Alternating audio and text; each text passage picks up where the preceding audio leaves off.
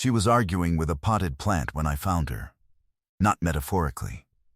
The plant was a fern, approximately 3 feet tall, positioned near the exit of the Collins and Hart holiday party, and Vera Walsh was standing in front of it, with her glass tilted at a dangerous angle, explaining, in the measured prosecutorial tone she usually reserved for tearing apart my quarterly projections, why it had no business being that large indoors. I stood behind her for a full 10 seconds. The root system alone, she was saying, is structurally irresponsible. Vera, I said. She turned around. She looked at me. She looked at the glass. She looked back at me with the expression of a woman doing a rapid damage assessment and not loving the results. I'm fine, she said. You're debating a fern. I'm making an observation. About the fern.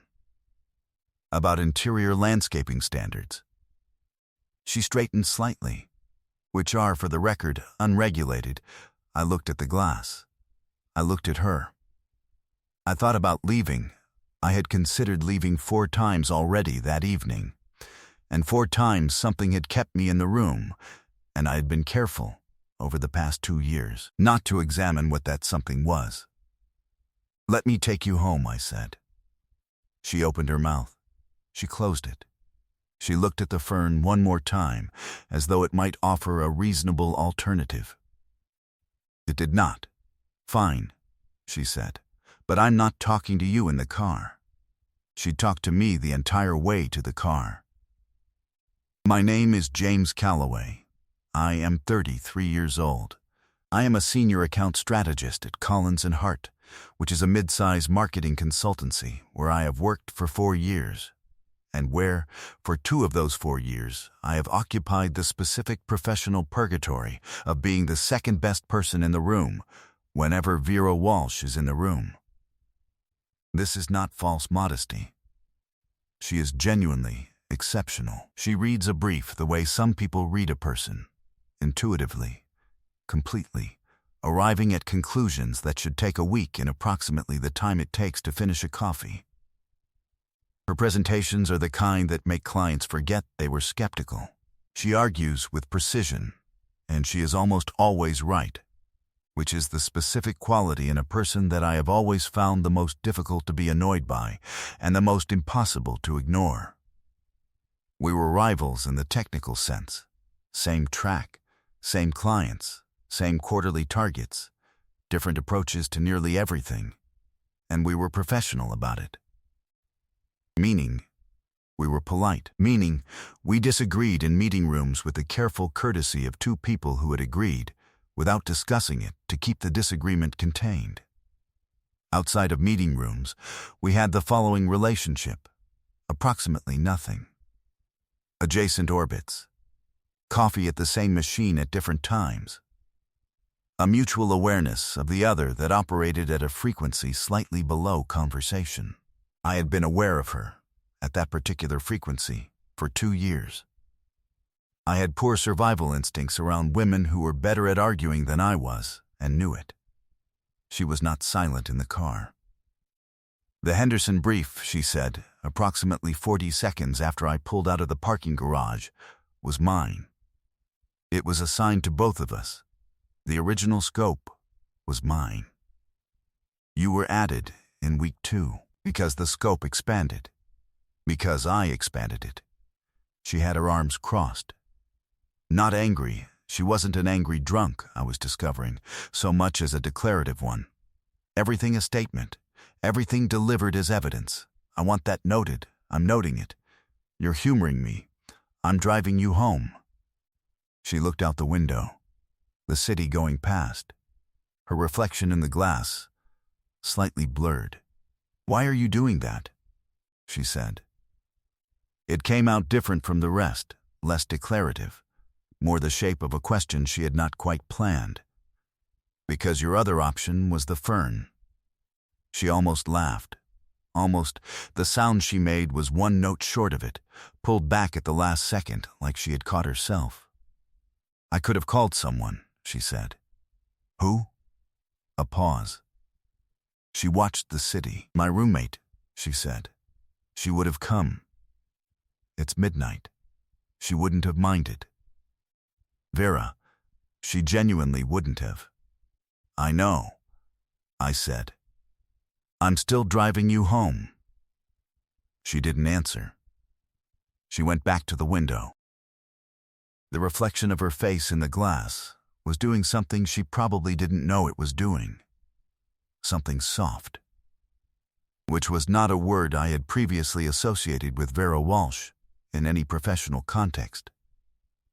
I kept my eyes on the road. Her apartment building was a walk-up on the west side. 4 floors, good bones, the kind of building that had been well-designed 60 years ago, and it simply persisted. I found parking half a block down. She had fallen into the particular silence of someone managing the math of how much they've had to drink against how much they want to appear, as if they haven't. I can get inside on my own, she said. I know. I'm saying you don't need to walk me up.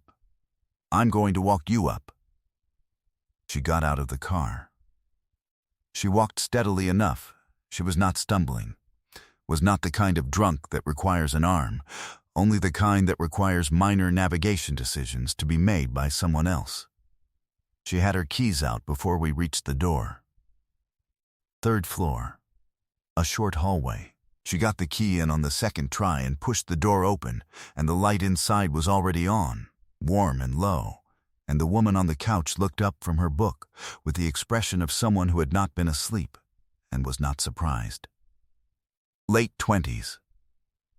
Dark hair, the specific quality of calm that belongs to people who have been the responsible anchor in a friendship for long enough that it has become simply the shape of the relationship. She looked at Vera. She looked at me. Something moved across her face, quick, readable. The expression of a person connecting 2 things they have known separately and finding them the same thing. So, she said, you're the one she pretends to hate. The silence lasted approximately 3 seconds. Vera said Mara, just that. Her name. The specific pronunciation of a name that means stop talking immediately. Mara, her roommate, her anchor. The woman currently watching me with the calm interest of someone who had been waiting for this particular scene for longer than tonight, set her book down on the cushion and stood up with the unhurried ease of someone who knew she had already said the thing and could afford to let it land. I'll get water, she said. Sit down, V. Vera did not sit down. She stood in the center of the living room with her coat still on and her keys still in her hand, and the expression of a woman doing a more urgent damage assessment than the one in the parking lot. She's being, Vera started. Hydrated, Mara said from the kitchen. I'm being hydrated. Very boring. She means nothing by it. She means everything by it, I said. I said it quietly. I was not entirely sure I had meant to say it at all. Vera looked at me. Her fingers tightened around her keys once. Then she set them on the small table by the door with more precision than was necessary. You should go, she said. I will. I'm fine from here, I know. James, I'm going, Vera. But I didn't, quite yet. Because she was still standing in the center of the room in her coat, and something about the way she was standing, the controlled stillness of it, the carefully assembled version of fine, was the exact thing I had been looking at across conference tables for 2 years, without knowing I was looking at it. Mara came back with a glass of water and set it on the coffee table and looked between us with the expression of a woman who had decided to let the room do what the room was doing. I'll be in my room, she said to no one in particular. She picked up her book. She paused in the hallway. It's good to finally have a name for you, she said. To me. She calls you Calloway, but the way she says it has more syllables than that. She went down the hall. Her door closed gently. The apartment was quiet. Vera sat down on the couch. Not because she was unsteady, because she had run out of the energy required to stand there and manage the shape of everything. She picked up the water. She drank. She set it down. "I'm sorry about that," she said. "Don't be. She talks. I like her. Everyone likes Mara." She leaned back against the cushion.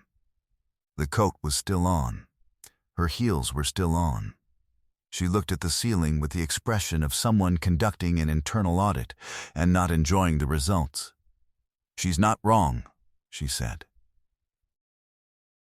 For the record, she's basically never wrong. It's annoying. I sat down in the chair across from her, not close enough to crowd, present enough to matter. "Vera," I said, "I know what you're going to say." "What am I going to say?" A pause. She looked at the ceiling. "Something precise," she said. "You always say something precise at the worst possible moment. It's your whole thing. My whole thing in meetings. You wait. Everyone else has talked themselves in circles, and then you say the one thing that cuts straight through it, and you say it like it's obvious." She finally looked at me. "It's infuriating. You do the same thing." "I know," she said. "That's why it's infuriating." Something in my chest shifted. Not dramatically, just the specific recognition of a thing that had been true for a long time and had not yet had the right room to be said in. "How long has Mara known?" I said. Vera looked at her hands. "She has a theory," Vera said, "that the intensity of how much I talk about work is inversely correlated with how much I'm willing to admit I care about something." A pause. She started timing my Collins and Hart stories in April. "April, I'm told they average 8 minutes. And your other work stories?" 3, she said. 3.5. I looked at her. She was looking at her hands. Her voice had gone careful, not cold, not distant, but the particular careful of someone choosing each word because the alternative is saying something that cannot be unheard. "The Henderson brief," I said. She looked up. "You were right," I said. "The original scope was yours. I was added because it expanded. But I pushed to be added. I went to Sullivan and I made the case for a second strategist, and I made it specifically about scope, and that was true. But it wasn't the whole truth." A long pause. "What was the whole truth?" she said. "That it was your project," I said, "and I wanted to be in the room." The apartment held that for a moment. Vera set the water glass down very carefully on the coaster. Twice. The second time was just checking. "That's a terrible professional reason," she said. "I know. Sullivan could have. I know. Vera, that's not." She stopped. She pressed her fingers against the bridge of her nose. "You've been in 12 of my projects," she said quietly. "In 2 years. I counted.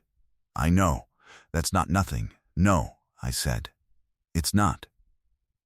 She looked at me then, the real look, not the professional one, not the one she used across conference tables. The other one.